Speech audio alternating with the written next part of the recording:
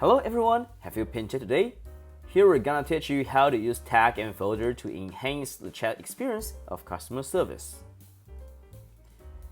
When you visit a page of the room list, hover your cursor to any room, and you'll see the action menu appearing like this. Click it, and use tag.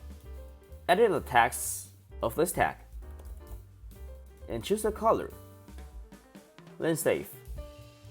You can create multiple tags to help you and your team to have better understanding of these customers and the status of the service.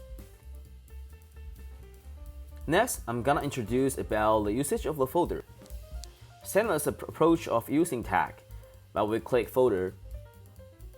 Click create folder and provide the name of the folder. For example, I use unresolved. Create. And you'll see here. Then you can easily drag and drop the chat room to the folder, like this. And you'll see. My example here is to collect the unresolved chats to a folder, and it's convenient for the team to track the status. Use tag and folder to manage your chat.